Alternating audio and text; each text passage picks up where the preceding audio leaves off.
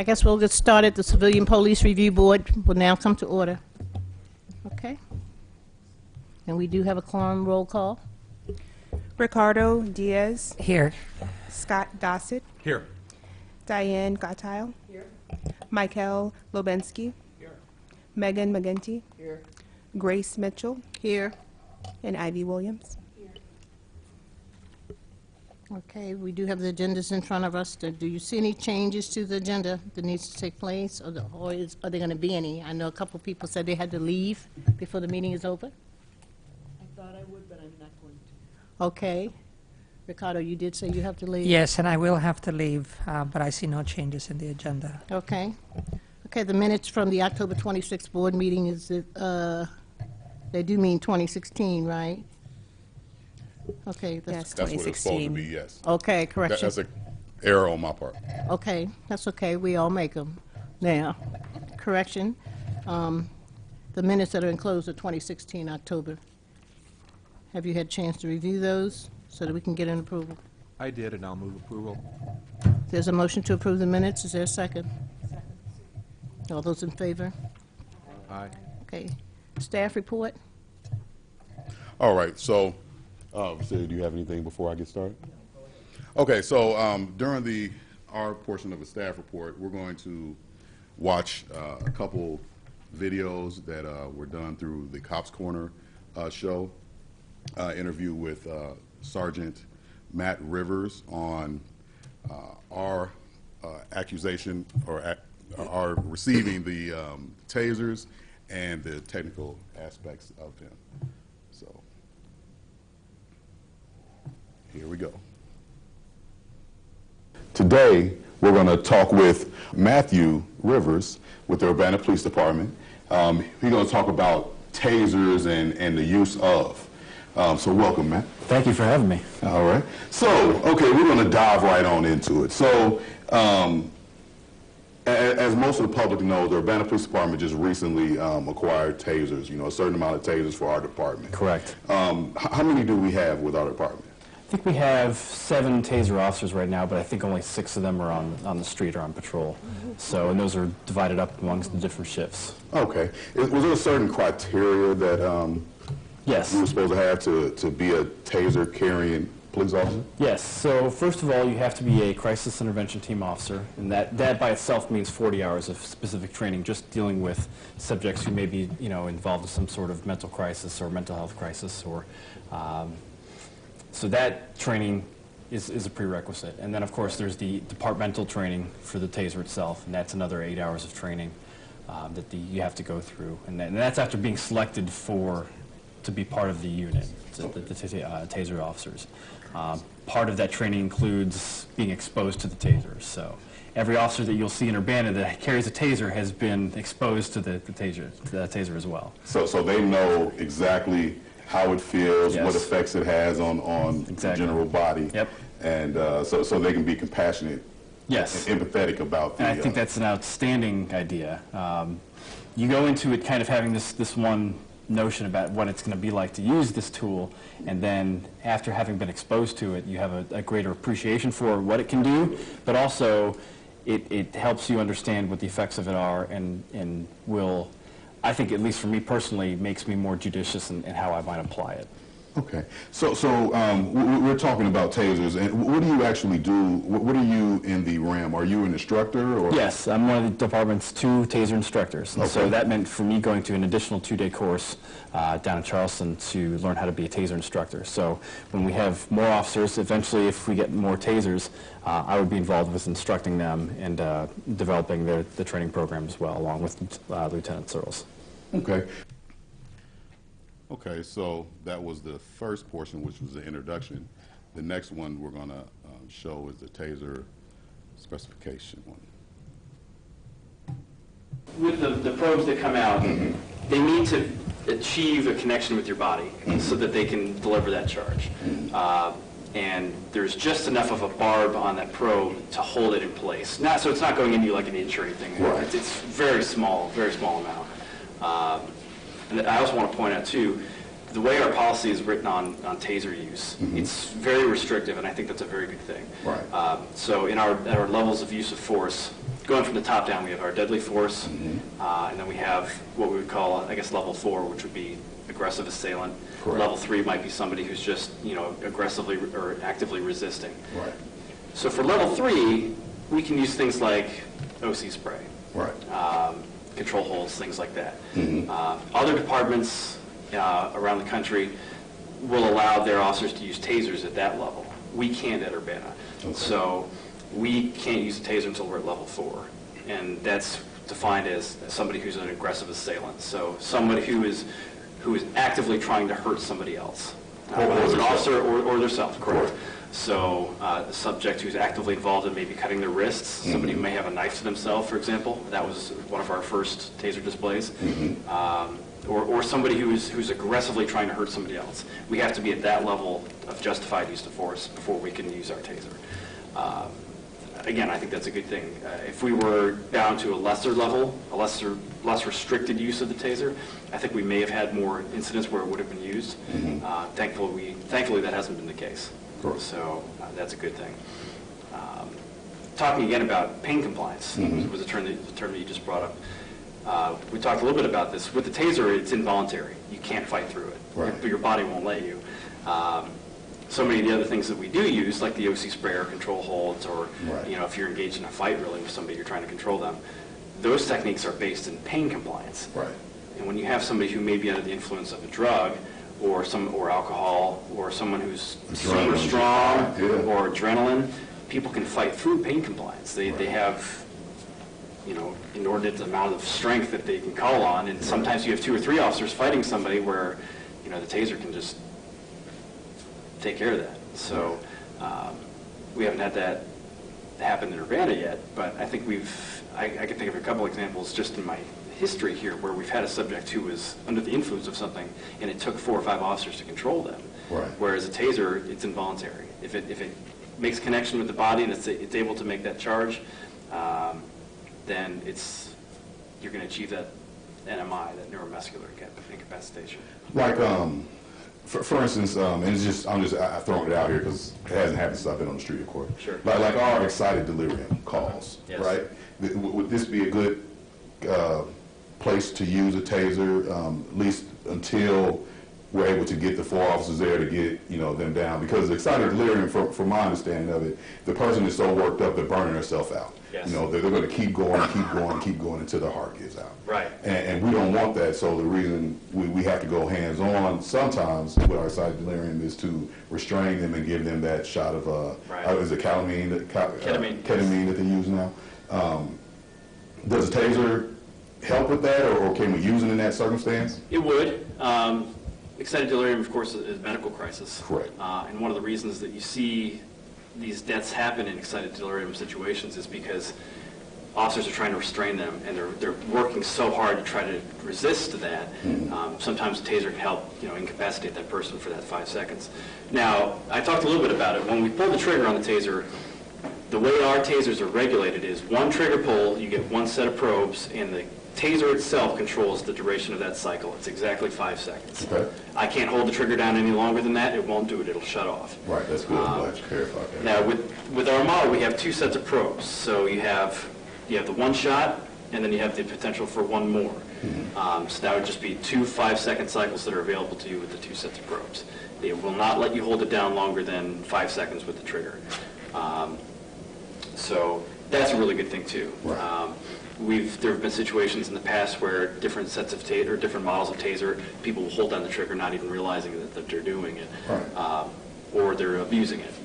There's the potential for that too. The way this taser works, with it being a smart taser, with that smart technology, limits the potential for those sorts of things to happen. And of course, it will also record that, how long you've held down the trigger. Those are things that are available to us as we look at the work we set, or when we do that. So when we download the taser video, periodically we have to do that because we have to test them, make sure they're working. Right. We can look at all of those logs. It keeps track of all of those things. I want to touch on that. I want to ask one more question before I touched on the video and things of that nature.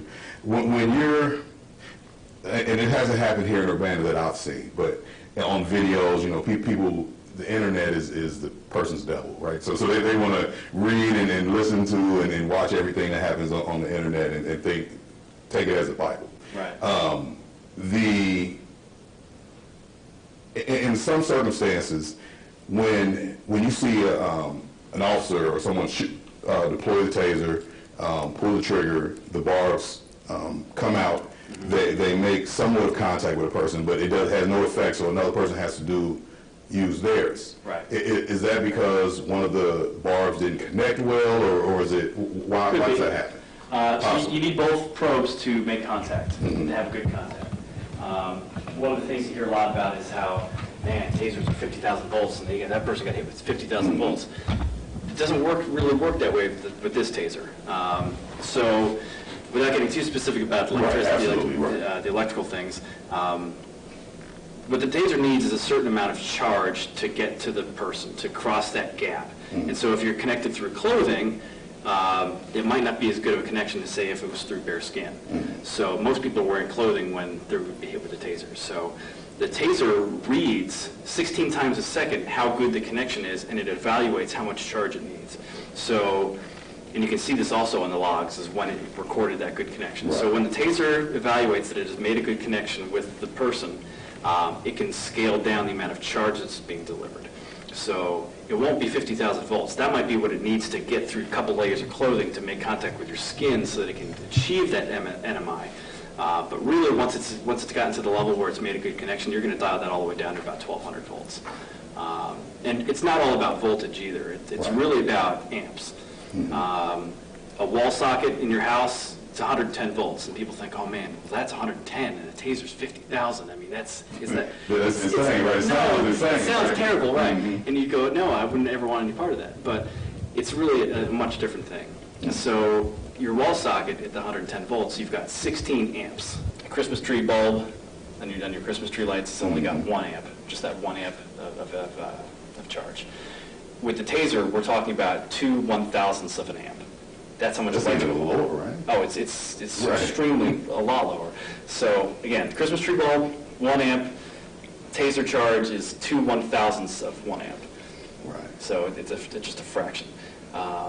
The difference being is that charge is being delivered 16 times a second. So that's why you have that 5 seconds. But it's not a continuous charge.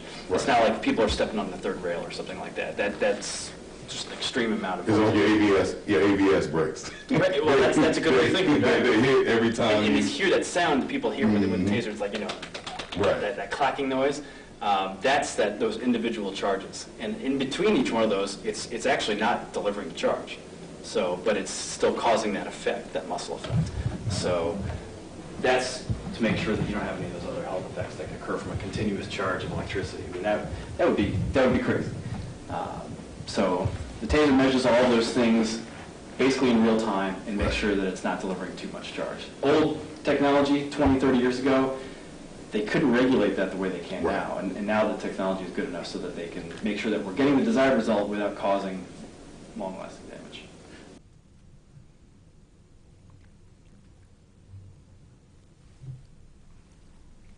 Grace, Did it? back to you. Do you have any, do you have any intention of showing this video? beyond- Actually, okay, that would be a good question for me. The actual video was originally recorded back in, before January of last year, and it's on Cops Corner. It airs like every Sunday morning, early morning. We have different episodes that come on. This was the last one that we did, and that was broken down into like training segments, but it's like a 24-minute long video. You can go either get it on YouTube, it's on the city website, as well as I believe it's on the Urbana social media page as well. So it's called Cops Corner. Okay. Okay, thank you. Any other questions? Okay, thank you. All right. Okay. Okay. Any other information from the staff? Okay. Public participation? Okay. Old business.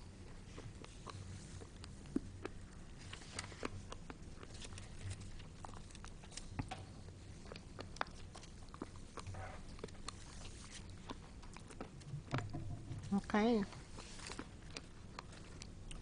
Okay, what we include in our packet, what we have is the taser usage form. Okay, and tell us a little about what's going on. Okay, so it's been a while since we've met. So I've got several to go through tonight. So, Preston, are you going to do the videos? I'm going to cue, yes, sir. Okay, all right, very good. So we'll start with the first one here. This is a summary of an incident that occurred in northwest Urbana on April the 29th of 2016. On April the 29th, 2016, at approximately 7:25 p.m., Urbana police officers were dispatched to a report of a subject that used LSD and was, quote, acting out. The reporting person who knew the subject ended that the subject was screaming gibberish in the parking lot. As officers were en route to the scene, METCAD, which is our dispatching service, informed officers that the subject had kicked out a glass patio door. Officers arrived a short time later and found a naked subject. The subject was sweating profusely, completely naked, and holding a long metal pipe in his hands. Officers attempted to speak with the subject. The officers attempted to get the subject to drop the long metal pole as they were concerned that the subject would use it as a weapon.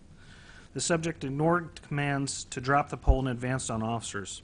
Officers backed up as the subject exited the apartment where he had kicked out the back patio door. The subject was warned if he continued to advance on officers, he'd be tased. The officers continued to back up into the grassy area. The subject seemed focused on one officer in particular. The officer with the taser maneuvered to the back of the subject and discharged the taser. Unfortunately, the first cartridge probes did not connect with the subject. A later review of the video showed that one of the probes stuck in the long metal pipe and the other struck the subject. Excuse me. A second cartridge was discharged. This discharge connected with the subject and he fell to the ground. Officers then secured the subject in handcuffs. The subject was transported to the hospital for treatment. The subject was later charged with possession of a controlled substance and criminal damage to property. All right, you ready? Yeah, go ahead. Okay. This is the taser portion.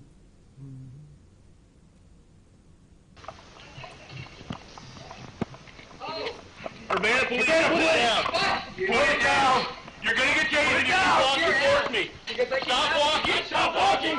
Stop walking. You're gonna get tased. Put it down. Put it down on the ground right now. Put it down on the ground. Your backside. Drop it. Put it down. Drop it. You're gonna get your last warning. You're gonna get tased. You're gonna get tased. Taser, taser, taser. Stop what you're doing.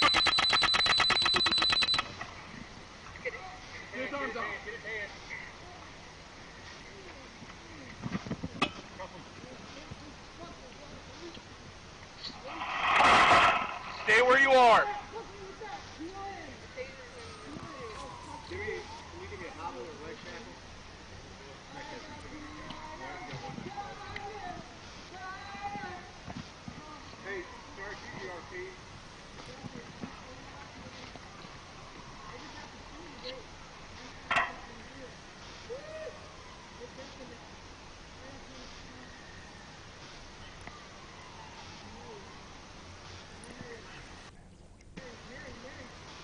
From this point, I will fast forward because it's basically just watching them take them into custody.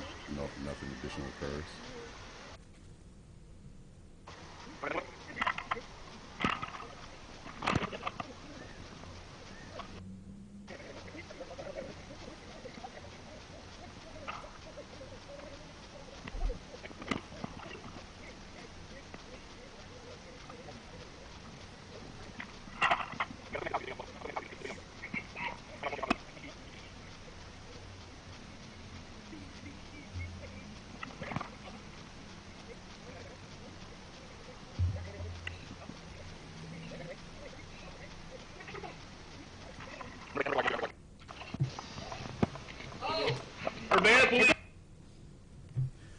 I should have clarified before, each member, just for the public, each member has had the videos accessible to them to review fully, correct? Are you ready for the next one? Okay, I wasn't sure if you're going to play more video or not. Okay, do you want to do all of them I'd be happy before to we have answer- a comment, or? Question? If you want to do it as we go along, that's fine with me. Well, Probably I be mean, easiest. I should, maybe, whatever you want to do, Grace. I think, let's do the questions while they're in our mind. Yeah, Okay. I have one question, though. where it described as his demeanor, was he like conscious or unconscious or just being quiet here? 'Cause When he it's- was on the ground? Yes. Oh, he was completely conscious. Okay, okay. Because I was reading it here, it said he was screaming wildly, yelling, gibbish, eating glass. When was this? I don't have the reports in front of me. Okay. I just wrote a synopsis of each one. Okay, Some of these reports are pretty extensive. They can be, Okay. 30 or 40 pages long. okay. All right. That was my question, because I was looking at that. Yeah, so just a couple of comments. This is our first discharge, right? It is. So we've all had an opportunity to see really the application of this device for the first time, which I think is worth slowing down just a little bit. So I'll warn you about that maybe here, so that we can kind of think through this and think about the process. I really like the clarity of the video. I mean, I felt like I really had a good handle on what was going on in that situation, and I know we got lucky with daylight and such. After watching just about every one of these, at least to the best of my knowledge, it's interesting to finally have something to kind of think about as opposed to a red dot on the floor and in the audio. Yeah. And the one specific thing, and it's just a comment. When we were working on the policy, it was important that we develop this special discharge consideration category. And maybe it's a question how well maybe you as the reviewing officer felt like the officers on the scene were able to kind of apply that policy, because I get and I'm not baiting at all. I'm just trying to ask a question. But I get a little bit of a mixed take from the notes in terms of whether the discharging officer, the guy with the machine, really fully knew that once he discharged, it was an immediate EMT call, which is, that's part of the policy that we worked on. And as I read through it, I don't know. I just want to make sure, I guess, that we make certain that we accent in the training that if they fit one of these special discharge consideration categories, that's an immediate EMT call, right? So, with respect to the people that fall into a special category, the reason that they fall into a special category is it's actually fairly simple, and nobody is going to tell you. But the real reason is it's against medical ethics to do testing, medical testing, on people like children, the elderly, the pregnant. So there is no testing. And so what Taser International, which has been renamed now, I might add, it's now called Axon.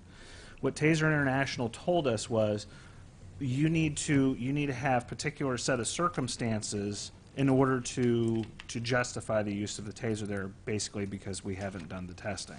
Okay, so that's the first thing that I'd like to highlight. With respect to, precisely what time an officer calls for medical, without the benefit of having the complete set of reports in front of me, I don't know precisely when the officer might or might not have called for medical. In a situation like this, based on the dispatch, they very likely, and this is a guess, very likely had an ambulance on the way or already staged at the scene. Yeah. Because through the dispatch, it's pretty clear that this is an excited delirium type call. Somebody's naked, somebody's sweating profusely, they're using a hallucinogenic drug. This is sort of classic excited delirium, and really the only thing that would be different in this case is typically excited delirium comes with stimulants, things like cocaine. In this case, it was LSD. So my guess, and this is just a guess, again, without the benefit of having the full set of reports in front of me, is that they very likely had an ambulance either on the way or staged at the scene. And you have to understand that, if I get on my radio and I call for an ambulance, it might take a little bit for an ambulance to get there. Yeah. They too have a response time, and sometimes it is several minutes. But clearly there were enough officers there. They got the subject under control, which is ultimately the point behind the utilization of a taser, is to with the minimal amount of force used, get the subject into custody. Because what they were left with was somebody with a large metal pipe. This Yeah. very quickly could have turned into a deadly force situation. I mean, if you get hit in the head with a metal pipe, that absolutely meets the criteria for use of deadly force, which is risk of great bodily harm, which includes, I might add, things like broken bones Yeah. or death. So this clearly could have turned into an officer-involved shooting. It didn't. Fortunately, one of the officers that was taser equipped was there and was in a position to sort of maneuver behind for that perfect taser shot, which is ideally in the back. And I actually challenged the taser officer on this particular case. Why didn't you shoot him with the taser earlier? Why did you let him advance on you? And the answer was, I was concerned about the landing zone. He wanted to get him off of the concrete and into the grass. It was Yeah. a softer landing Yeah. zone. So the officer in that regard was thinking on his feet. Yeah. So I hope that answers your question. Yeah, I think so. But I want to ask another question. In terms of the protocol that the officers go through, I think in the policy we give the officer the option to either remove the probes themselves, glove up and remove it, or to have medical do that. What is there kind of a factual policy? Do you think most of the people who are going to be CIT trained are just going to make the call to the EMT and have them removed by a medical professional, or? So, I mean, there's a myriad of factors that come into it. One of the things is, what sort of rapport do you have with the person? So I know that's it's sort of nonsensical to think about rapport with somebody after you've just struck them with a taser. But if immediately after the taser comes off, they start at you again verbally, and sort of verbally define or whatever, Yeah. you might not want to be the person that is physically plucking these things out of them. Conversely, if they completely calm down and you're able to sort of establish that rapport, you might be the ideal person to do it. And the other thing is, the important part about the probe removal is actually to make sure that the probe is completely intact. We don't want to leave any bits of the probe in there. So there's a specific protocol that's taught on how to inspect the probes. Again, I spoke with this officer, and we talked about a number of different things, and for him, this was a big deal. It was there was a little bit of a blur to it. I mean, this was not a typical thing for him. So, I pointed out, did you do this? Did you do that? No, I forgot. I was just so, kind of excited about the whole thing. I was amped up or whatever. Yeah. So there were things from this particular discharge that we learned. In this particular case, I'm not 100%. I believe he removed them. I believe so. I'm not 100% though. Pro paramedic removed the taser Okay, it probes. was a medic, Yeah, yeah. I've got. Yeah, You so- don't have our packet. Yeah. So. Okay. So again, the important part about that is just when you pluck the probe out, and it literally is a plucking. When you pluck the probe out, you just give it a look and make sure it's completely intact. Yeah. Yeah. So I guess one final question. Yeah. I thought when we were working on the policy, one of the reasons to put people in these special categories was because of, I don't want to say like an innate risk, but because, if you read, literature about the negative impacts of taser implementation and deaths resulting from deployment, you can weed a lot of these out, a lot of the bad scenarios, because people's biology was just really overamped, and this seemed to kind of put them over the edge a little bit when the taser was applied. So I thought that was one of the reasons that the drug-induced excited delirium was kind of in that category. Do we know any more about how a person who's already using some kind of a stimulant is impacted, the taser, than we did when we wrote the policy? Or Well, I didn't go to medical school, so unfortunately, I don't know how to answer your Yeah, question. yeah, okay. I have not done, and quite frankly, I would probably be pretty poor at it, any medical research in terms of how tasers affect people's physiology and blood chemistry and things like that. it clearly has an effect. The way it has been described and is consistent with my experiences, it's much like physical activity. That is sort of the impact that it has on somebody. So if you run up the stairs, you know, so one of the things in sort of to sort of illustrate that, when we're doing training and we actually shoot officers with the taser, one of the things we have them do in advance is stretch, because you get that physical exertion, because you have to remember there's all that those muscles tensing and things like that. So yeah, unfortunately I don't have a real good answer about medical research and, you know, the impact on people with drugs in their system. And pregnancy, you know, is another one of those Sure, protected absolutely. categories. But of course, you know, I mean, you have the other thing to remember is, you know, the totality of the circumstances. You know, what's the other Right, yeah, alternative? The right, other alternative yeah. is maybe a baton, and Right. so that literally is physical trauma and Right. pain compliance. And somebody Yeah. who is on drugs, oftentimes, and Sergeant Rivers talked about this in the video, was, you know, if you've got somebody who's on cocaine, they're not going to feel pain the way you and I would feel pain. yeah. And so the impact of a baton is different for you and I than it would be for somebody that is maybe Yeah, on a drug. Yeah. Okay, thank you. You're welcome. Thank you. Go ahead. Okay, ready for the next one? Yes. Yes. Okay. Two questions. What happens if you inspect the probe and it's not all out? So that is a very good question, and the answer is we need to take them to the hospital. And so a doctor needs to look at that. We just don't want to leave anything behind because, of course, there's bad infections and things like that. And I don't understand something. It said, the video showed that one of the probes struck the long metal pipe, the other struck the subject after all, so. So why wasn't there a connection? Why wasn't there an electrical circuit? I don't know. I don't know. sometimes it happens. Yeah, sometimes it happens. So I spent some time watching this video. Of course, this has been, how many months ago? This has been a year ago, more than a year ago. I spent some time watching the video, and when I first was watching it, I was really trying to figure out, you know, why didn't the first shot work?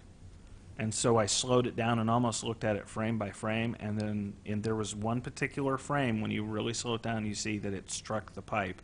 And then that second shot comes pretty quickly right after. And that's when you see him get rigid, like Sergeant Rivers was talking about, and fall to the ground.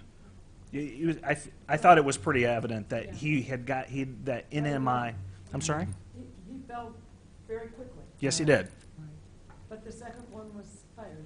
The second cartridge was fired, and it because because there was no effect from the first cartridge being fired, so he fired the second one. So the tasers that we have a built-in backup shot, and really the reason I can technically tase two people at once, but really the reason that they've designed it that way is so when we miss the first time. Because otherwise what it was a physical removal of the cartridge, then getting one out of a pouch or out of a pocket, and then reinserting it, and it really came down to an officer safety issue. So that's why they developed the X2. Thank you. You're Ju- welcome. Just one last question. How difficult are those to actually discharge? I mean, do you have to have a certain distance between yourself and the subject? I mean, is their aim fairly good? Are they difficult to? I mean, because those wire things just seem to go flaying towards him, and I was Right. like, So, I don't know if you noticed on the video, there were two red dots, and that's Yeah. actually a laser, and that's how most of the officers aim. There are Oh, actual, really? yeah, there are actual physical sights, just like on a handgun or a rifle. There are actual physical sights on the taser, but those are really intended to be a backup. Most officers rely heavily on the lasers because they're pretty true to aim. So when a taser shoots, it shoots a probe, and I, of course, don't have a cartridge with me, but basically it's a straighten out, it looks like a straighten out fish hook, but not as long. And so that's what we're talking about when we say barbs. Yeah. Okay? And then there's a sort of cylindrical piece of metal that is attached to, and then the wires are attached to the probe. The cartridges that we have, I knew you were going to ask me this and I've already forgotten, I think are 25 feet. And so the lasers are actually aimed at an angle, showing that the further away you get, the bigger the spread is of the probes. and that's what it looked like. Right. So our cartridge might work out to 25 feet, but the question is the spread of the probe going to be too much in order to strike the subject?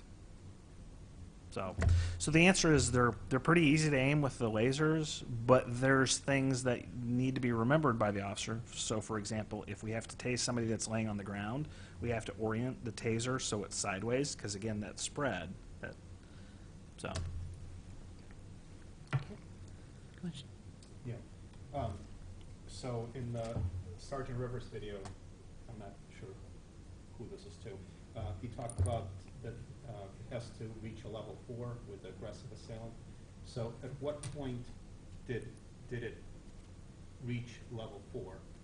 So if I've got somebody that's in close physical proximity with me with a pipe that's disobeying commands to drop the pipe, they don't actually physically have to hit me in order for it to be into that category. And quite frankly, Sergeant Rivers was generalizing in terms of our use of force policy and the taser policy, because it's really more complex than that. The Supreme Court of the United States uses basically a totality of the circumstances test. Is the use of force reasonable for the circumstances? Is essentially what it says. And so if I've got somebody that's in close physical proximity to me that is reportedly on drugs, is refusing to drop a metal pipe, and is actively walking at me, and appears to as though they're well, they're not, he didn't appear as though he was disobeying commands, that absolutely looks and is like an aggressive assailant situation. So I don't have to let somebody punch me in the face. I don't have to let somebody hit me with a pipe. I don't have to let somebody shoot me in order to apply force to them. Does that make sense? Sure. So I'm just trying to figure out where the line is. Can I Sure. go back and forth a little bit? So if he's carrying that pipe, not walking toward the officer, but also not putting it down. So what you're getting into is the sorts of situations that police officers get into every day. And a lot of times if you take one situation and change one circumstance, it completely changes the use of force that officers apply. So in the example that you gave where, let's say he's deep in the apartment and he's holding a metal pipe but he's not advancing, does that change the level of force that we can use? Absolutely. If he was running at them, would that change the use of force? Absolutely. Let's say he doesn't have a metal pipe, but it's close at hand. Yeah, all those sorts of things change sort of the analysis that the police officer has to make instantaneously, and the courts make later on with some pretty significant review. So the totality of the evidence in terms of potential risk to self or others is That's a pretty good way of describing it, yeah.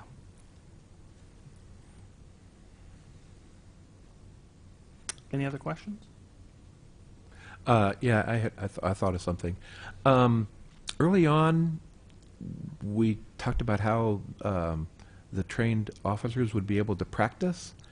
How many of the people who are carrying these things, how many of them have actually fired it at a dummy or a target or something like that? Are you guys getting adequate training in order to be able to evaluate the distance and projection and angle and all of that kind of stuff? So the answer is all of them. Part of the initial qualification process is that they actually discharge training cartridges and live cartridges. Okay.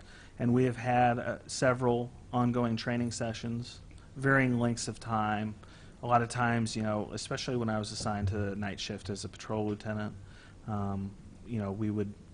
I'd have guys stay over after shift, or I'd come in early or something like that, and we would just what if a lot of situations like you were talking about, and we might discharge some training cartridges. So yeah, there's been some training. Of course, at the end of the day, we can always use more training. Sure, yeah. But it comes down to dollars and cents and time allocation, things like that. So yes, the other thing that I think is important to mention is we do an annual recertification of the officers, and that includes, again, discharging cartridges. Are there scenario trainers available for taser use like there are for sidearm discharge? Yeah, so the scenario system we have, the computer. Yeah, I'm talking about out at ILEAS. Yeah, so the equipment in order to incorporate a taser with that is prohibitively expensive. Okay. It's thousands of dollars. But yes, we do incorporate scenario training, and we actually this video is a little bit old. We actually now have a total of 4 taser instructors because I sent 2 more to school, mostly because I quit carrying a taser because of my job assignment. So we've got a total of 3 officers that are actively working the street that are taser instructor trained. And they are responsible, the 2 new taser instructors are responsible for the next round of recertifications, and one of the things that they've talked to me about is more scenario-based training. Thank you. You're welcome. Okay. Shall we move on to the next one? Yes, what we were doing was talking about the mics. The mic should be on when we're speaking. Yeah. Okay. Okay, yes. All right. On August 26, 2016, at approximately 10:40 p.m., Urbana police were dispatched to the residence in central Urbana for a report of a domestic dispute. While officers were en route to the scene, another officer told responding officers that the subject in question had mental health issues and was likely off his medication. Officers arrived and found the subject in the back bedroom flexing his muscles and talking about, quote, gangbangers, and how he would kill them because they were after him. He also talked about being, quote, a king and other incoherent topics. The subject told officers that he would not go to the hospital and would not go to jail or leave the house before, he would not go to the hospital and would go to jail or leave the house before he would go to the hospital. One of the responding officers informed another that the subject had a history of, quote, charging the police and fighting. Another person present at the house indicated the subject was not taking his medication. This person explained the subject stood over them with a knife earlier and said he was going to kill them. Officers determined the subject would need to go to the hospital. Officers talked with the subject about going to the hospital, but he continued to show indications of aggressive behavior, including pacing, tensing muscles, and verbal refusal to cooperate. During a display of one of the indicators of aggressive behavior, a taser officer displayed his taser and directed the subject to cooperate. The subject immediately complied with commands to be secured in handcuffs. The subject was transported to the hospital with an admission on an an involuntary petition for committal.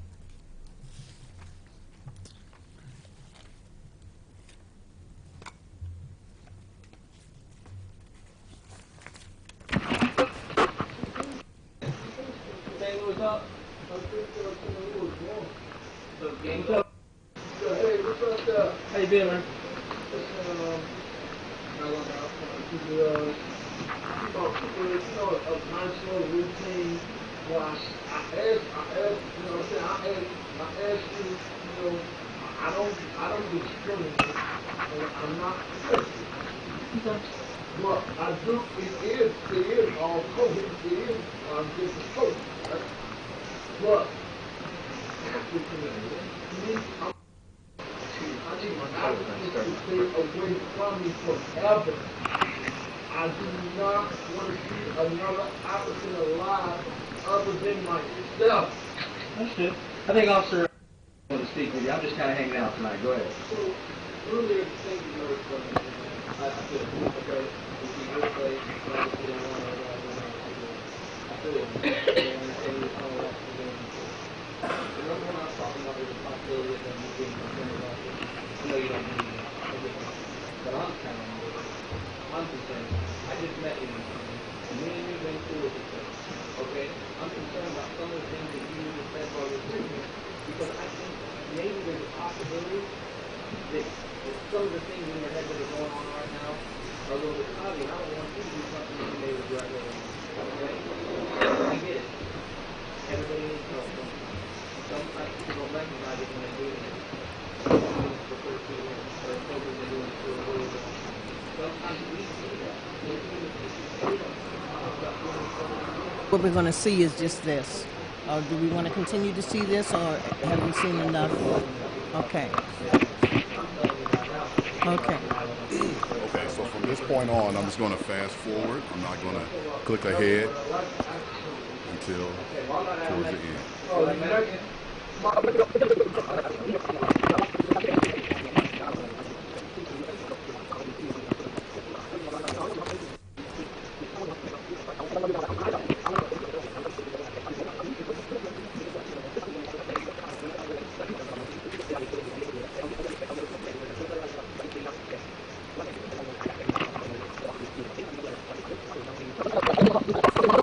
Man, I'm finna get in my car, man. Hold up. Y'all not finna. Look at me. Listen, turn around, put your hands behind your back right now. I do not want to hit you with this taser, man. You're cool, man. You've always been nice to me, and you're cool, officer. Oh, can I just turn around. We'll get you I gotta get my phone and stuff, man. Okay. I'll get you right. We will. Okay. All right. Face the bed, okay? Put your hands on your back. Thank you. I appreciate it, man. You're doing great. We're gonna bring everything that you need with you, okay? We just want you to be safe like we want everyone else to be safe. It could be that nothing else is wrong and nothing's going on, and we just want to double check. On the real, thank you for cooperating, okay? Seriously. You've always been good. You got your phone right here. Okay. We're not sure right here, okay? We're going to bring that with you. Would you like me to get a shirt for you? No. Okay. It's kind of let me get a shirt. We'll tie your shoes. I have keys. Hold on to mine. You'll get them back. Don't take my car keys, man. We're leaving my car keys. Okay. No, don't leave my stuff. Don't leave nothing in this house. Relax. Here, I'm putting your keys back. Give me my property. And how you gonna take me somewhere and you think you gonna? I need all. Okay, I need my ID. Okay. I gotta get my documents. Relax. I'll get it. No, man, y'all not finna steal my identification of me. I'm gonna do that to you. I'm gonna do that. Okay, I'm gonna put another set of cuffs. Not finna steal my identification of me. Do you have a uniform? They're trying to steal my identification, man. I tell you right now, they were on their supervisor, and I can assure you, they're not doing anything of that sort. Officer simply wants to get you some evaluation to see where you're at, okay?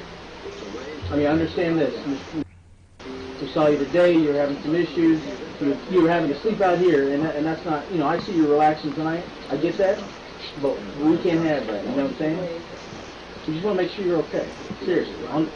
Look, you know me, you've been knowing me for a long time, haven't you? Okay, I've never been dishonest with you. You've always been honest with me, and we've trusted each other. Yeah. And when I get here, officer says this is what we need to do, so I have to trust his judgment as well, okay? I work with all these people. They're good people. They're not here to harm you. Your idea, okay? Based on the situation. All right? I'm going to put this away. I can do that? Okay. Preston, Yes, sir. would you do me a favor? Would Yes. you play the video again? Just put it towards the end. You can pause it anywhere you want. I just want to point Okay. something out with the lasers. Will do. That's fine.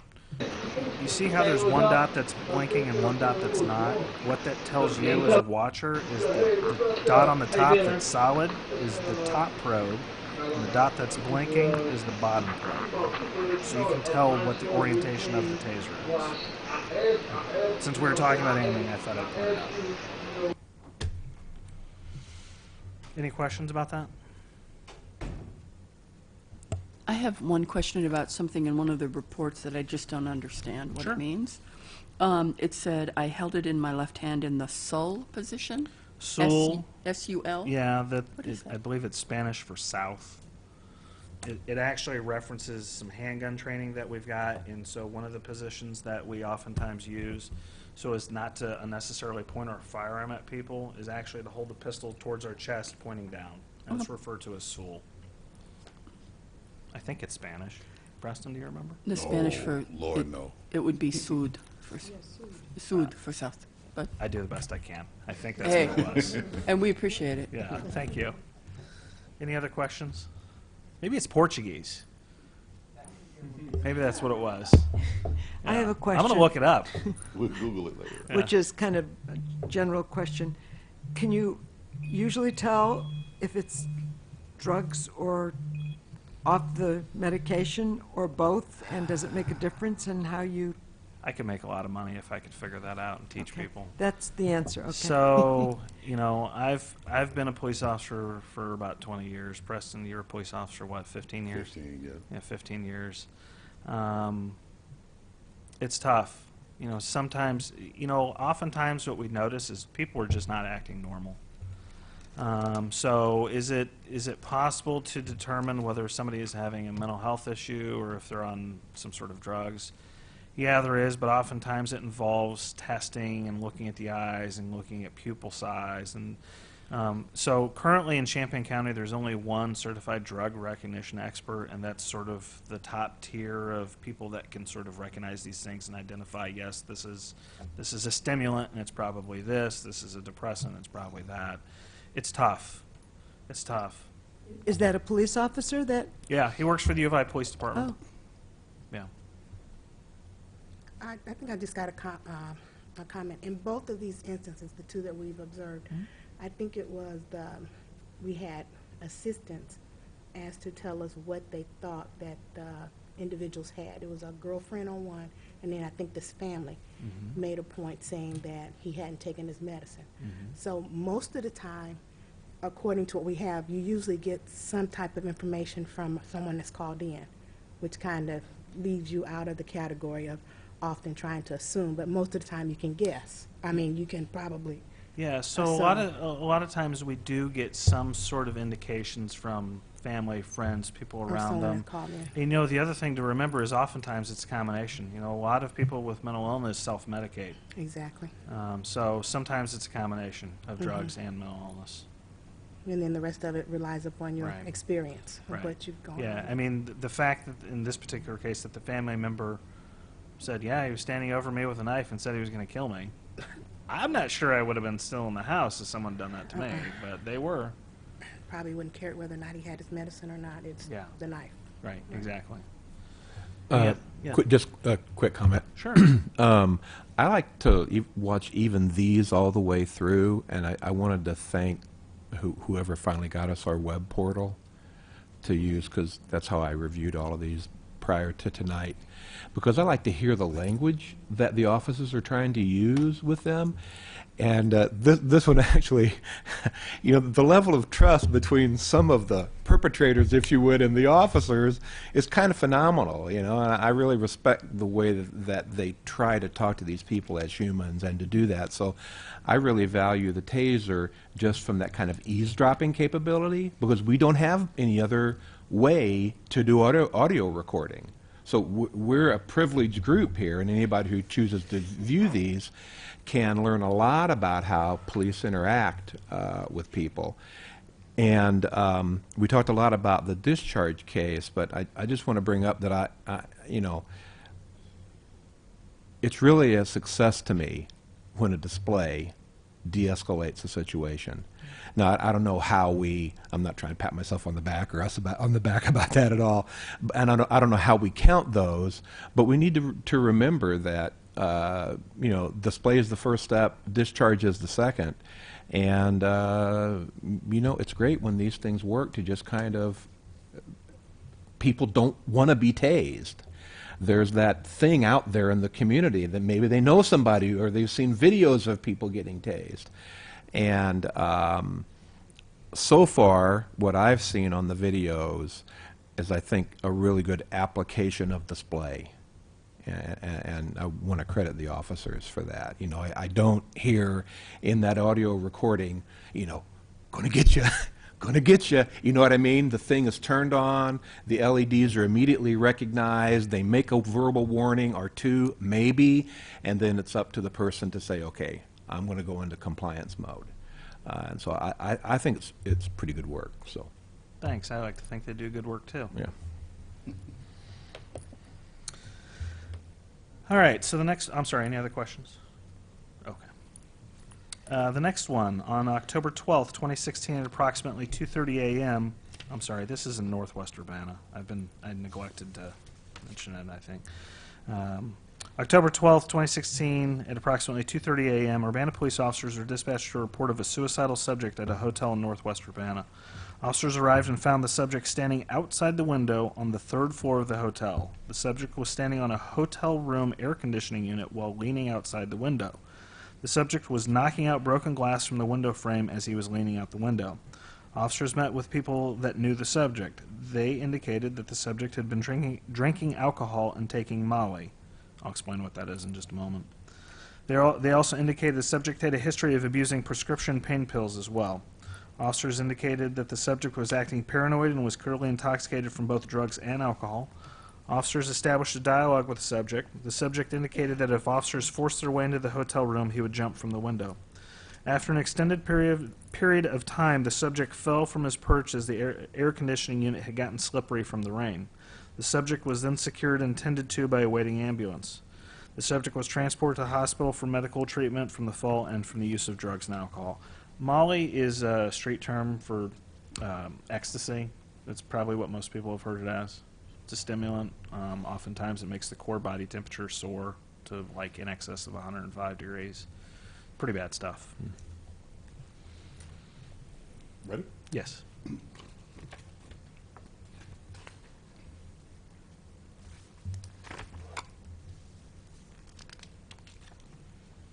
I'm warning you now, this is a lot of the door of the hotel.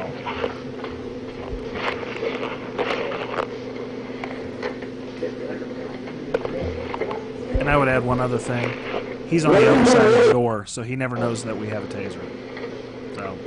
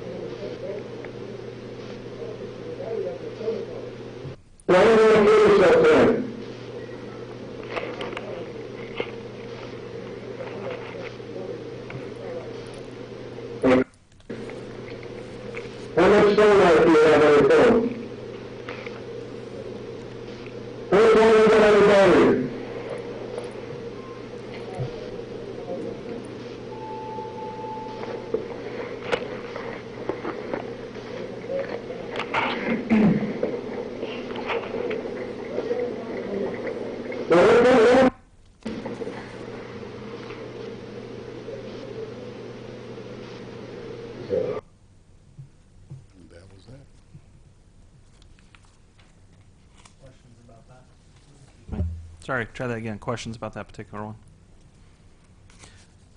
You know, Alex and I actually talked about this particular one.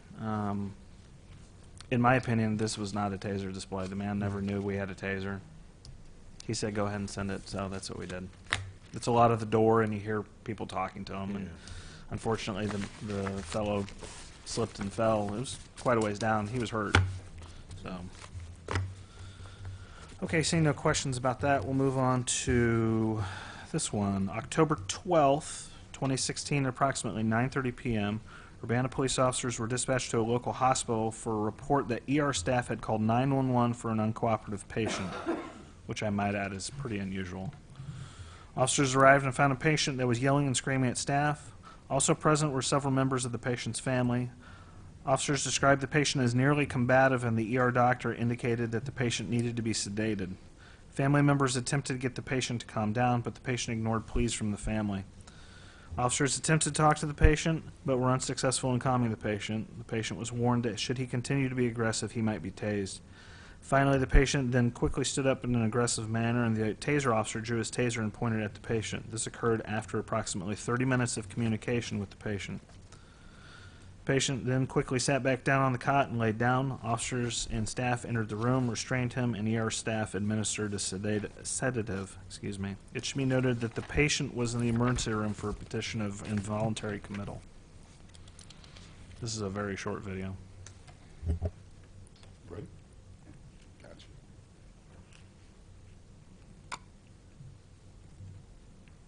Lay down. Lay down. Lay down. Lay down. Lay down. Put your hands up. Put your hands up. Lay down. Put your legs out. If you move, you'll get hit. Okay. I need your cooperation. I give you ample opportunity to do that. What? I give you ample opportunity to do it. No, you can't really look at your legs like that. Oh my God. Now,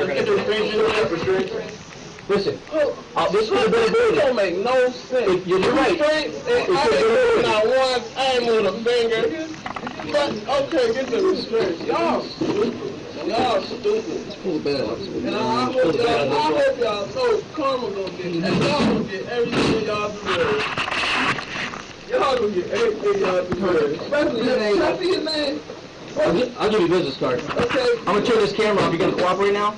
No, you gonna cooperate? What camera? The camera on my taser, sir. Oh my God. Please cooperate, okay? Okay. What y'all doing? Return to the bed, sir, so you can get properly strapped down. Thank you for not taking it. There we go. Come up. Thank you. Right there. Thank you. Y'all so corny, bro. All you had to do was sit down and lay back, dude. I did. No, after I told you to. I did. No, I told you to get away from my brother. But this is why I told her, because the police. You're talking about, no, listen, I ain't trying to hear that. I ain't trying to hear that. You refused to help us out and cooperate. So this is what it had to come to. You made this choice, which made us to do this, okay? You made this choice. Okay, what you say? I appreciate that, sir. I'm turning this off and holstering up. I apologize. I got this video mixed up with another video. This was not a terribly short video,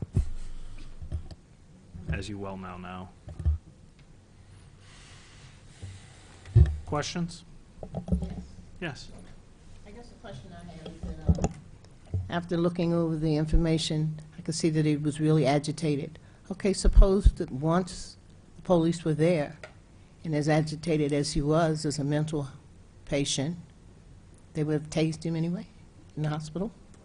I'm sorry, is the question, would we tase somebody that's in a hospital? Yes. It depends on the circumstances, but ultimately the answer is if the behavior is sufficient to justify it, yes, we would. And actually using a taser in a hospital environment would, taser as an example, and instead of things like pepper spray would be preferred.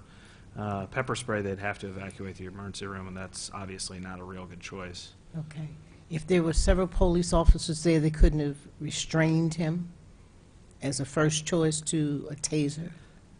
Having been involved in several incidents where multiple people try to restrain a person, it never goes well. Okay. It never goes well. Somebody always gets hurt, and I have an orthopedist on call. Let's just put it that way. Okay. So. Okay. Yeah. Thank you. You're welcome. I have one. I think this is related to what Grace was asking about. Can you say something about what the protocol is for when tasers are displayed, and then the second part of that is, what would be the reason to continue to keep it in display? Because there was a point where I thought that it could have been put away and it wasn't. Okay, so the first question, at what point do they pull them out? So the way I've explained it to them is you can pull it out before you think you can use it, because I would prefer you be prepared, just in case you have to use it. And when they pull it out, they deactivate the safety, and that turns on the camera.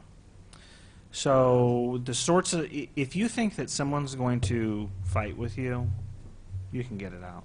If you think someone's going to assault you or somebody else, you can get it out. If you think somebody's going to, reach for something that they might hurt themselves with, you can get it out. I would prefer they err on the side of caution for the officer's safety, for the safety of those around them, for the person that we're dealing with safety. With respect to when we turn it off, that's always a judgment call. A lot of times the reason that they leave them on, honestly, is for your benefit, the CPRB's benefit, because they're trying to memorialize sort of the behavior. So oftentimes they'll pull it out super early, and you guys will end up watching 45 minutes of wood floors. I mean, that's really what they're trying to do, is they're trying to give people a flavor for what are we dealing with in this particular circumstance. And of course they're prepared, and they've got it at the ready, but oftentimes they pull it out early. There was one officer that she wouldn't even take it out. She'd turn it on in her holster just to sort of memorialize things. I'm like, you have to stop. I'm tired of watching the floor. If you don't think it's worthwhile to pull out, and get it out of your holster, it's not a body camera. Quit using it like a body camera. So they really are trying to document things and memorialize things, just to sort of set the stage, because you know, in this particular case, they had been dealing with him for 30 minutes before this. You only saw the tip of the iceberg. So, does that help? Yeah, okay. Thank you. You're welcome. Any other questions about that one? Okay. On December the 4th, 2016, at approximately 8:42 p.m., Urbana police officers responded to assist the Champaign County Sheriff's deputies in East Urbana with a report of an unknown problem. MEC had advised responding officers that a female had called 911 and reported that someone had, quote, been physical and swinging at them. 911 operators indicated they could hear a male voice in the background yelling. Urbana officers arrived first and found a female yelling at a male outside a residence. Officers approached on foot, and the male subject immediately ran when he saw them. The male returned a short time later, but has had his hands in his coat. Officers ordered the male to show his hands as they feared for their safety. The male refused and continued to walk in the roadway. A short time later, the male turned to face the officers, addressing him still with his hands in his coat pocket. Officers again issued commands demanding the subject show his hands. Still, the male refused to show his hands. A taser officer removed his duty weapon and pointed at the subject. The male responded by saying, "Just shoot me then." The male then removed his hands from his pockets. The officer put his duty weapon in his holster, and the male then returned his hands to his pockets. The officer then removed his taser and pointed at the male and told him if he did not remove his hands from his pockets, he would be tased. The male removed his hands from his pockets again. Another officer closed the distance and took physical control of the subject, and he was handcuffed. The male was then patted down for weapons. None were found. Officers later searched the area that the male had fled to, but no items of contraband were found. Champaign County Sheriff's Office deputies arrived and took over the call.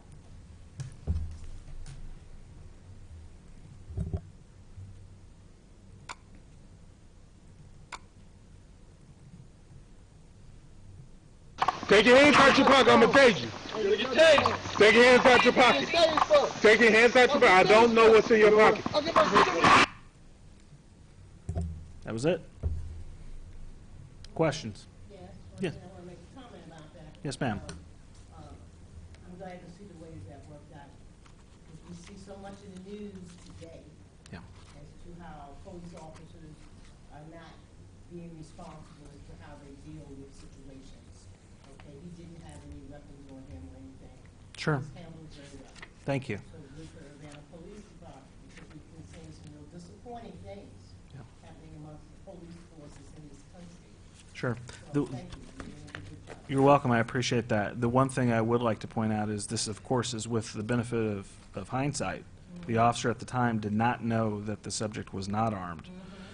So, yeah, unfortunately, officers have to make these judgment calls every day and, you know, try to figure out, is this person a serious threat to me or those around me?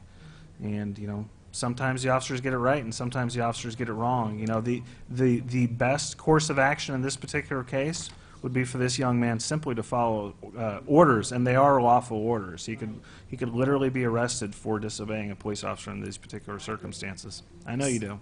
So in this case, since there was no weapon, but the officer didn't know, did the officer take a chance that maybe he should not have, or? So, again, I'm going to reference my experience and Preston's experience. You know, we've got 35 years of experience between us, and these are the sorts of judgment calls that police officers have to make every day. And, you know, so from a personal perspective, I can recall a time when I was working shift with Preston, where in the course of 2 weeks, I probably should have shot 3 different people. I didn't, for whatever reason. I would have been completely justified looking at it, but I didn't. I made the choice that it sort of had not reached my threshold for where I thought I needed to be in order to utilize deadly force. You know, one particular case, a young man, 10 minutes before we had stopped him, shot at his uncle through a door in Champaign. And we stopped him and found out in the middle of this that that's what he had done. And when we went to deal with him, he took off running. And we cornered him in a garage, and he popped up from a couch with his hands behind his back. If my wife had heard that story, she would have killed me. So I didn't shoot him, you know, That would but have by the been grace of God. justifiable on the part of your wife? Oh, absolutely, absolutely. I have a question. Yes. Was that young man, or do you think when he said just shoot me, was he baiting, or he just was being very non-compliant? Yeah. And letting it fall either way, which?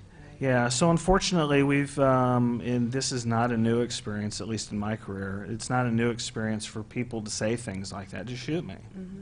And, I don't know where it comes from. I don't understand why somebody would say that. I don't think they really mean it. I don't know, maybe they do. I mean, there's probably some circumstances under which they really mean it, suicide by cops sort of scenario. That's what I was wondering. No, I don't think that's what his this level was. I think this being was just sort of non-compliant? just complete and utter disrespect, Okay. and just sort of non-compliance generally. Like, it doesn't matter what you tell me, if you're gonna threaten me with your firearm, just go ahead and do it then. But that's speculation on my part. There's a lot of agitation and anger out in the communities around the country in reference to relationships with Sure. policemen Yeah. and the community. Yeah. So you see a lot of cases where the attitude many times is, well, I don't care. What you say, that you're gonna do it, then do it, and that becomes a situation that can make it difficult for policemen to try to do their job. You're absolutely right. Well, he was actually compliant. He took his hands out of his pocket even as he was saying it, right? Well, he was compliant until he put them back in his I pockets. get that, so, Yeah. but I'm saying at that moment, he was actually, it wasn't,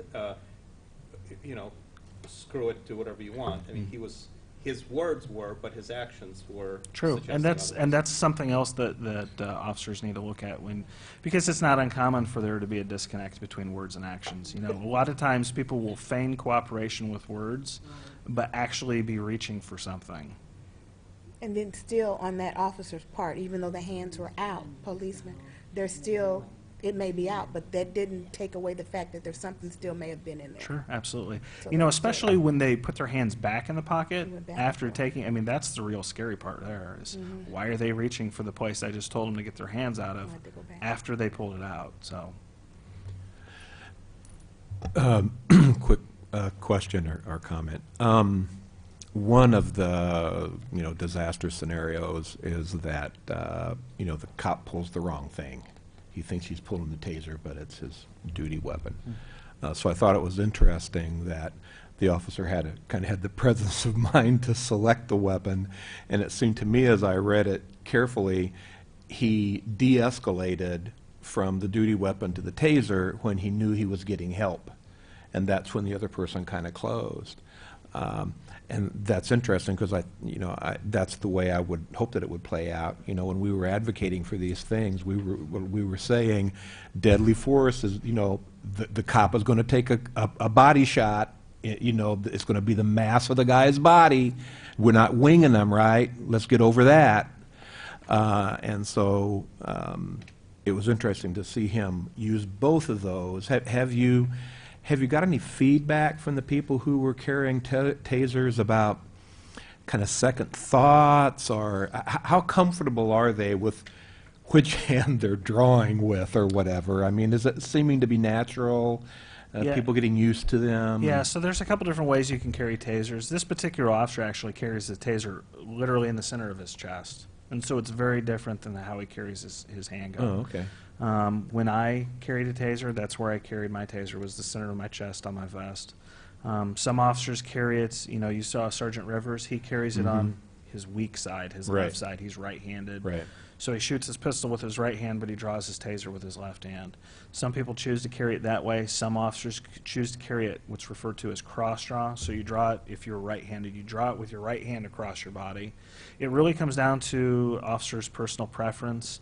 The important thing is that you don't want to, I'm right-handed, for example, so I wouldn't want to carry my taser on my right side next to my handgun, because then there's that taser handgun confusion aspect. Yeah. And our policy actually speaks to that and says it has to be carried differently than how we carry our duty weapon. Yeah, okay. Yeah. Thanks. You're welcome. Any other questions about that particular one? Okay. All right. On December the 21st, 2016, at approximately 12:57 a.m., Urbana police officers were dispatched a report of a possible excited delirium call in northwest Urbana. MECA had reported that a female had called about her grandson. The caller reported that her grandson was naked and going through items in the kitchen. Officers arrived and found the male in the bedroom, now clothed. The male was calm and did not appear to have any mental health issues. The caller indicated that she had been speaking with a mental health provider about her grandson's behavior. The family was then left as the situation appeared calm. At approximately 3:09 a.m. that same night, Urbana police officers were again dispatched to the same location for a 911 hang-up call. Officers arrived and could hear sounds of arguing from inside the residence. Officers knocked and soon learned that the grandson was now blocking the front door, preventing officers from entering. The female caller yelled for officers to go to the back door. They did and entered the residence. They found the grandmother sitting in the kitchen and the grandson across the room in the living room. Officers determined that the grandson attempted to get keys from the grandmother and leave, but she did not know where the keys were. The grandmother did not want the grandson to take the keys I have a typo in my thing. Take the keys and leave, so she looked in his room. This upset the grandson, and he threatened to kill the grandmother and broke the house phone. Officers attempted to speak with the grandson, but he refused to communicate with anyone other than the, quote, governor of Urbana. The grandson also indicated that officers were present were not, quote, real police, and the real police were coming. Officers attempted to prove that they were the police by pulling a squad car in front of the house so he could see it. The grandson insisted the car was fake and they were not the real police. An ambulance was requested to respond on stage at this point. Officers noted that the grandson appeared to be in a manic state and delusional as he believed he was God. Officers indicated that they determined the grandson needed to be transported to the hospital for a petition for involuntary committal. The grandson indicated that if officers touched him, he would kill them. The taser officer removed the taser from the holster as officers approached the grandson. He asked if he was going to be tased. Ultimately, the grandson fled from the house and officers chased him. He was caught nearby and transported to the hospital on a petition for involuntary committal.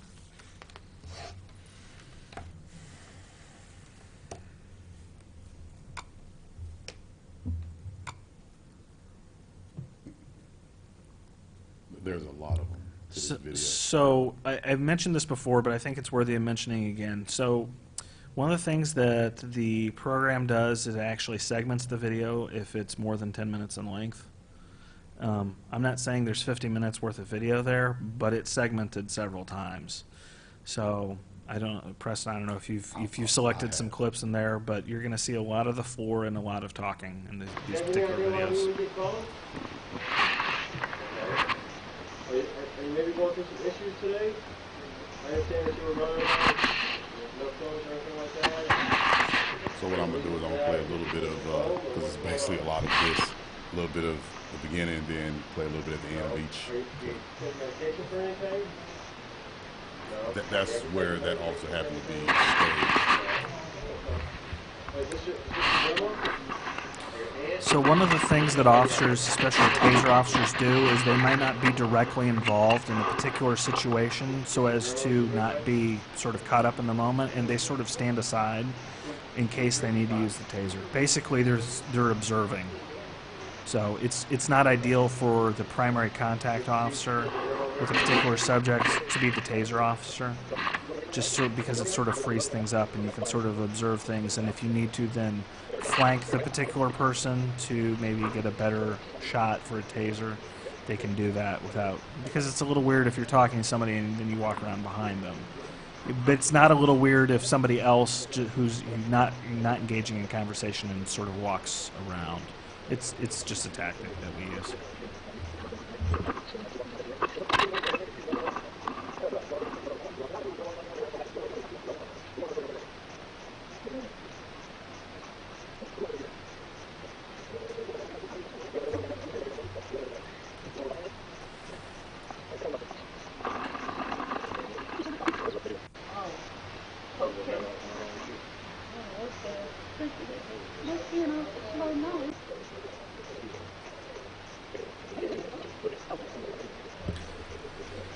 So as you're watching this giant blur, one of the things that I do is when I actually review all these taser videos, I actually go through and identify things for redaction. So pictures of people, if there are photos on the mantle, things like that, if they say their name, if the officer's name is said.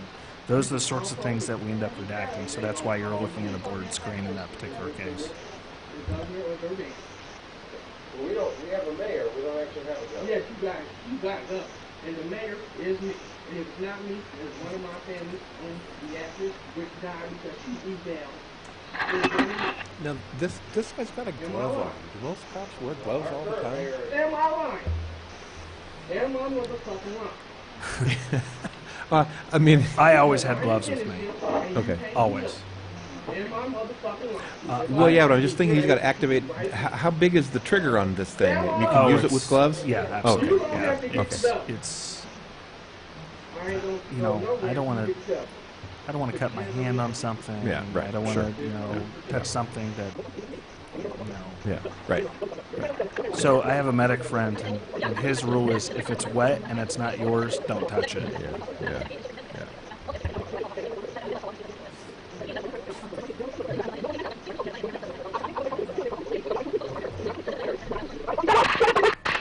Now, get what the fuck I want. That's the fucking government.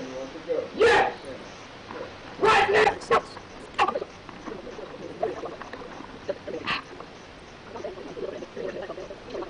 So he's moved into the kitchen now. Yes. After Thanksgiving. And there's a motherfucking over here. And he had. I don't want to hear nothing except that you got the government on the phone. I don't have. Well, then you don't need to speak. Well, you ain't the real cop. That ain't even her being a cop stuff. It is her being a cop stuff. No, this fuck it ain't. So, I'm the one that's been making the motherfucking out. Okay. I know. Is there a car? Well, there's actually not 4 of us. Every part down the street, but there's 4 of us. We got you right there.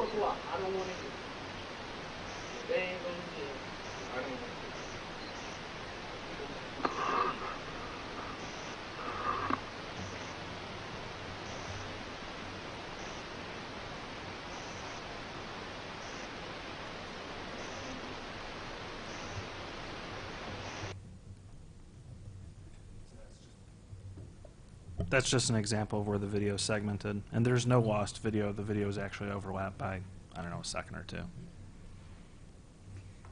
So you guys want to continue to watch the rest of the 3? I mean, they're basically the same thing. Any questions about I'm that fine. one? Okay.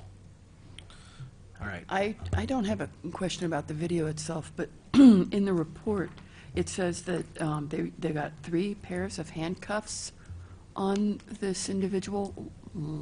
How and why? Okay, so that's a very good question. So let's use Preston as an example. Preston's very big through the chest, and he's got big, broad shoulders. So if I want to put his hands behind his back, he does. He's got big, broad shoulders. And it's hard to get. Yeah, sometimes it's difficult for people to get their hands all the way behind their back. So I'm kind of the same way. I'm sort of on the borderline. I can wear one set of handcuffs, but it's very uncomfortable through my shoulders. So what we'll do is we'll actually link 2 sets of handcuffs together to lengthen out the restraints, so it's more comfortable. So in this particular case, he took 3 sets of cuffs. And sometimes you physically can't get their hands close enough to put handcuffs on, so you have to put. And was it 3 sets of cuffs just due to his state, how he was feeling emotionally, and just so he wouldn't harm himself by It could have just been because of his physical size. And another thing that we do is sometimes if we're going to secure somebody in handcuffs with medical personnel, we have to use extra set of handcuffs in order to put them on a backboard. So if they're going to transport them, yeah, because you don't want them laying on their hands on a backboard. So I don't know if it was because of the backboard or if he was just physically large. You're welcome. I promise we're almost done. I've only got 2 more. I know this is a lot of information to take in. On February 19th, 2017, at approximately 8:30 p.m., Urbana police officers were dispatched a report of a subject that was reportedly homicidal and suicidal. Officers spoke with a subject who indicated that a friend had texted him indicating that he was going to kill people, then, quote, commit suicide by cop. Further investigation revealed the subject was specifically threatening to find and kill Asians and then, quote, initiate a confrontation with police and pretend to have a weapon in order to force officers to shoot and kill him, end quote. A short time later, Carl Hospital security staff reported the subject in question had just left the emergency room and was homicidal and suicidal. Officers from multiple jurisdictions ultimately located the subject north of Presence Hospital. The subject was agitated but was not obviously armed. Officers encircled the subject at a distance while one officer spoke with him. At this time, the subject was also found to be wanted on a warrant. The subject was ultimately talked down enough to get him secured in handcuffs without incident. As the process occurred, a taser-equipped officer had removed the taser and activated it should the need arise for it to be used. It should be noted the subject was taken back to the emergency room for treatment as his hostility and threats of violence continued while there. And his threats of violence continued while there. The subject was transported to a local hospital and left in the custody of emergency room staff on a petition for involuntary committal. Once released, he was taken to jail on the warrant.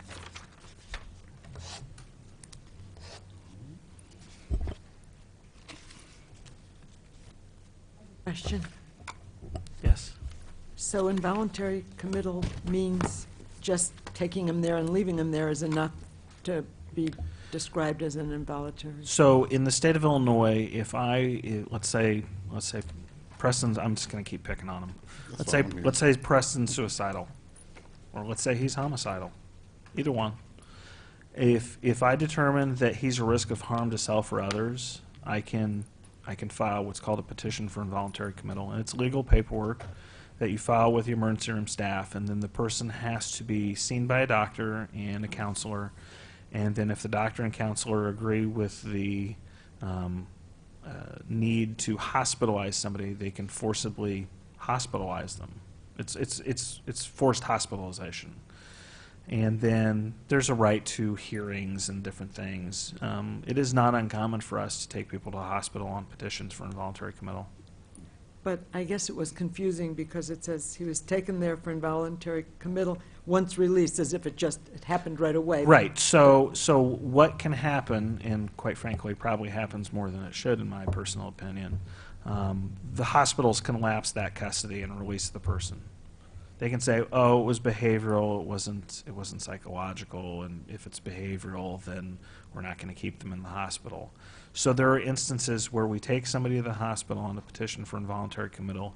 The hospital says, nope, we're not going to keep them, and then we go back and arrest them and take them to jail. Treatment for his mental disorder. We do the best we can with what we've got. Is there any questions about this before we play the video? Yeah. All right.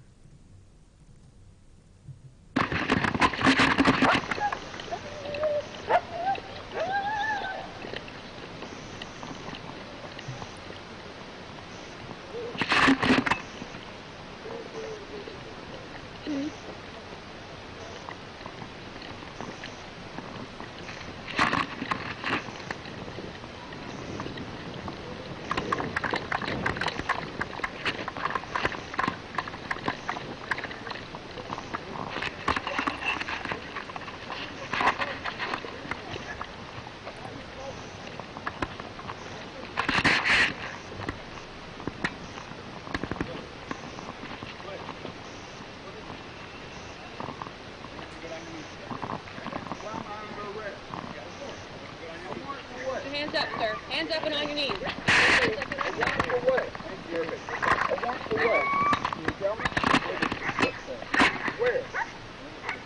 I haven't trespassed nobody.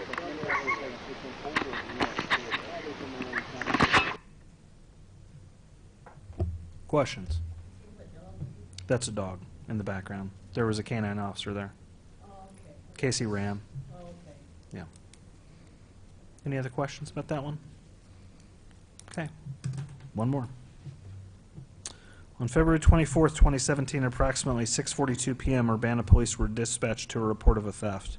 While officers were en route, officers determined this was likely a CIT call based on the name of the reporting person and their previous interactions with them. Officers were told by MECAD that the subject told them that he was going to, quote, kill others and then kill himself, end quote, if he didn't get his property back. Officers arrived and met with the subject and another person. The first arriving officer indicated that the subject in question was clearly in crisis based on his behavior. The subject aggressively advanced on the officer, and the officer placed his hand on his taser without removing it from the holster. The subject immediately turned directions and began running in the middle of the road while yelling and screaming. The officer followed and attempted to calm the subject down. Another officer arrived, and the subject began running at this officer's still moving squad car. The subject yelled at the officer that was arriving to hit him with the squad car. This officer stopped his squad car, removed his taser, and pointed it at the subject. The first officer then directed the subject to put his hands behind his back, which he did. As the officer was securing him in handcuffs, the subject stated, "Shoot me," then with an expletive. When asked, the subject reported that he might want to harm other people and himself. The subject was transported to a local hospital, sedated, and left in the custody of ER staff on a petition for involuntary committal.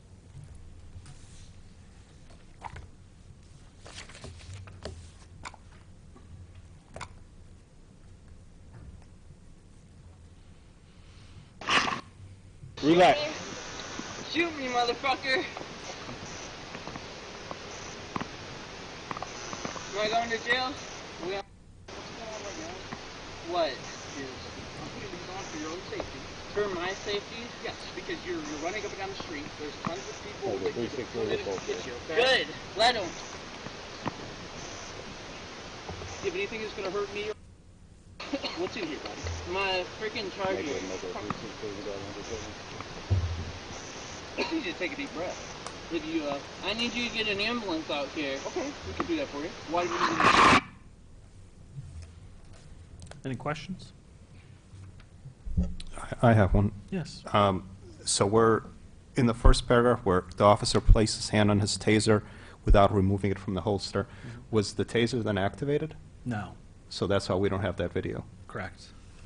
Correct. Yeah, it's not uncommon for officers to reach for things, and sometimes just a mere, if I reach for my baton or my pepper spray, that convinces people otherwise that maybe that's a bad idea.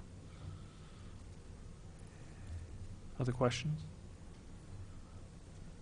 Seeing none, I don't have any further information about any other taser displays or discharges, so I don't know if you got anything else for me or not, but I'm certainly willing to stay for a little bit.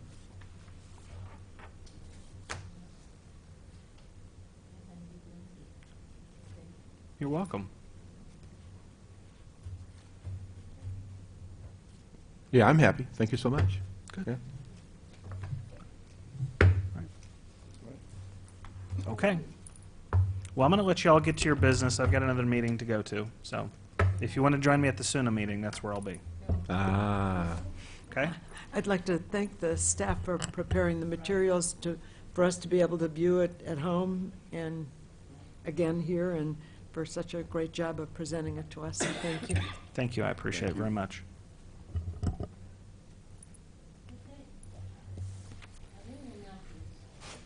I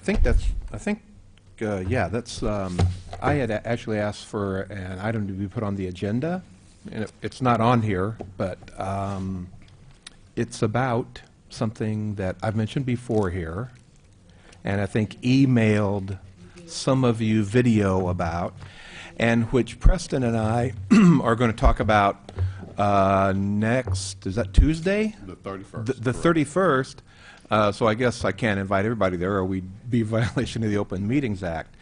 But I am trying to get traction with whoever will listen to me about what I consider to be the unique opportunity to interface with students before they learn how to drive.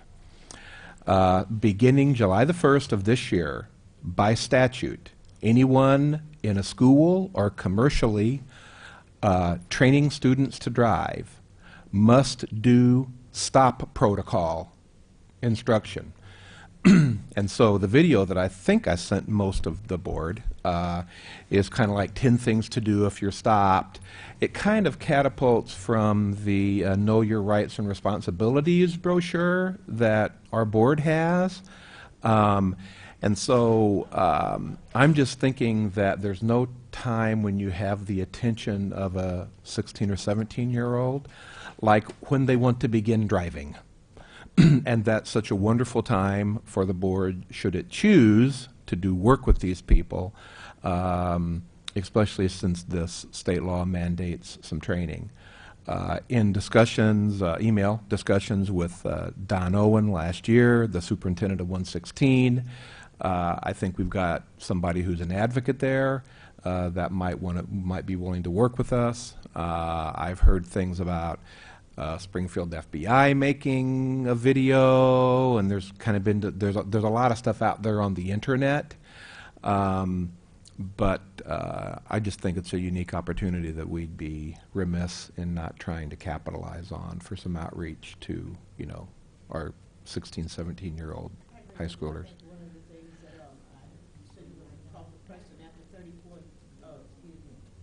34 years in the Urbana School District and retiring. I feel one of the things that if you would include those that are in the driver's ed department to teach driver's ed, and if it could become a part of their curriculum, you know, is one of the ways of introducing it, because I think that's when you would get the most attention from that. If you would have someone coming in maybe to those classes before they do the behind the wheel, you know, to do presentations for the students. Yeah, exactly the point. And the state law that takes effect on 1st of July Absolutely. mandates that they do that. Okay, absolutely. That's the thing that really sparked my attention. Right, And so it seems as if a good lead in, you know. Okay. Okay, so you're going to have the meeting with Preston on the 31st. Is this something that you're going to get back to us as a board with? Well, Or what? Preston and I'll take notes, or Preston can take notes, and then he can email the board about it. Yeah. Okay. Are you agreeable to that, Preston? Yeah, we'll make sure you get the information that we come up with. Okay. Because, I mean, to sum it up, just like you said, there's going to be a lot more than just us, because there's other bodies and other parts that have to come into place in order for it to be put into the school, into Right. the curriculum. It's not like we can just go and just say, There you go. you need to Absolutely. do this. So, I mean, that's kind of part, we start the discussion and then we'll go from there. Okay. Sounds good. Okay. Are there any other announcements? I have a question. Yes, ma'am. Do I misunderstand? Are we not supposed to discuss whether we have any proposals for any change in the Format? TASER policy? We probably should. Is that the purpose of the review in part? Yeah, yeah. For us to Yeah. consider whether we would recommend anything? Yeah. And not that we have any authority to make the change, but suggestions, recommendations? Yes. So I just wanted to raise that. Not that I have any. Yes, we can make recommendations. I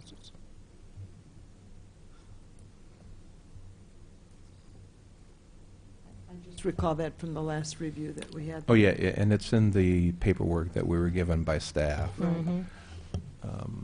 Final questions by board members prior to commencing deliberations, final deliberations of the board.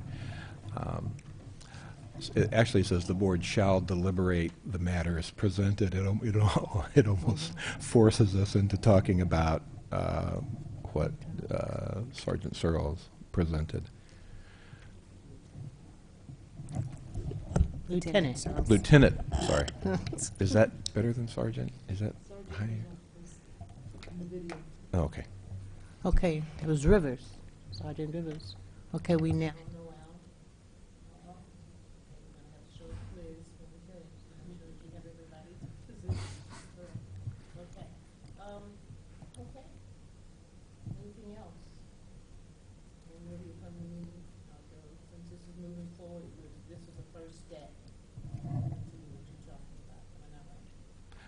Yeah, so nobody wants to talk about the taser stuff that was presented? I mean, we're all good with that?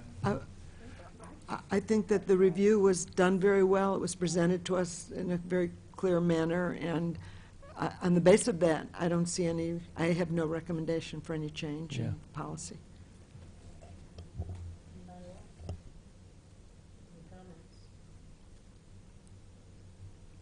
I agree with Dorothy, or Diane, I'm sorry. I agree. I don't see any need of a recommendation. I have no recommendation. You have a recommendation? I'm good. Okay. The only thing I would like to add, Grace, is if any of you are interested in seeing the whole episode of that Cops Corner about the tasers, because there's more information in there, I can email you the link, or you can Google it or whatever, but it'd be easier for me just to email it. That way you can click on it and watch it in its entirety. I think that if there are any of you that wish to see it, if you could send the link anyway. Yeah, please. They would have the option if they want to. If not, they can delete the link. But at least Yes, ma'am. send them the link. Absolutely. Will do. Anything else? Any announcements? Nothing. When is our next meeting scheduled? That was the next question. Thank you. Next meeting scheduled. Every quarter. Yes. Okay.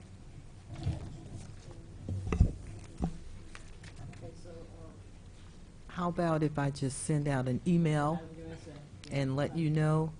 And that way I'll send it out early enough that if there's a conflict, we can maybe make some revisions to the date. okay. One thing I'd like to suggest before we adjourn is that we meet every quarter. Do you feel that that's enough time? Do you need enough? We've had a difficult time meeting quarterly because this has been a long time since we met. So we may want to look at that. Well, it's a part of your ordinance, so that would require an ordinance change, I'm pretty sure. But I do think it's more, something- it has been longer than a quarter since you've met. Yes. So maybe if we just keep up with the quarterly schedule, that might be sufficient. That would be, and if we get it out soon as we can, because the calendars get filled and busy, and I think that's what happened. So if we have it and it's on there, it Yeah, and I might, would recommend that the next meeting not be before the beginning, after Labor Day, when people are back, most people back in the community. So if possible, since we're going to keep this quarter, and keep them, because it seems like it's been forever, if we could, if possible, get a calendar kind of outlining, oh, this is January, this is, and then that way we can put them on our calendars, say, oh, I know I have to go to this meeting on this day. Because I get mixed up and have senior moments when I have to say, oh, it's the fourth Wednesday, oh, it's the third Wednesday. Yes. So that would be helpful. Okay. Motion for adjournment, any other, anything, motion for adjournment. So moved. Is the motion second? second. Thank you all. Thank you.